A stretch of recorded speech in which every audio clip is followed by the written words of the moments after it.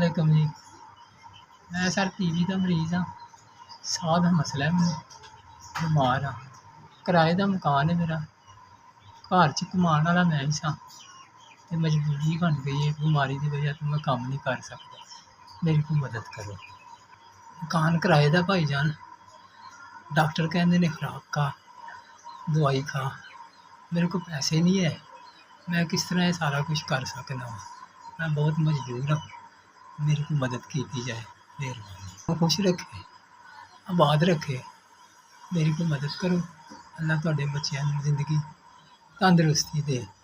ਮੈਂ ਮਾੜਾ ਬੰਦਾ, ਮੇਰਾ ਹੋਰ ਕੋਈ ਆਸਰਾ ਨਹੀਂ।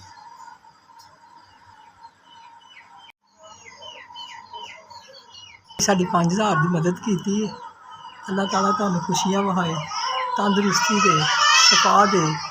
ਸਾਡੇ ਮਾੜੇ ਬੰਦਿਆਂ ਦੀ ਮਦਦ ਕਰਦੇ ਹੋ। ਅੱਲਾਹ ਤੁਹਾਨੂੰ ਦਿੰਦਾ ਰਹੇ ਔਰ ਤੁਸੀਂ ਕਰਦੇ ਰਹੋ। ਅਸੀਂ ਤੁਹਾਡੇ ਲਈ ਦੁਆਵਾਂ ਕਰਦੇ ਰਹੀਏ। ਅੱਲਾਹ ਤੁਹਾਨੂੰ ਤਰੱਕੀਆਂ, ਕਾਮਯਾਬੀਆਂ ਦੇ। ਤੁਸੀਂ ਮੇਰੀ 5000 ਦੀ ਮਦਦ ਕੀਤੀ ਹੈ। ਅੱਲਾਹ ਤਾਲਾ ਤੁਹਾਨੂੰ ਖੁਸ਼ ਰੱਖੇ।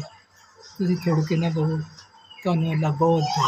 ਮੈਂ 4 ਦਿਨ ਖੁਰਾਕ ਖਾ ਲਾਂਗਾ, ਦਵਾਈ ਖਾ ਲਾਂਗਾ, ਤੁਹਾਡੇ ਲਈ ਦੁਆ ਕਰਾਂਗਾ।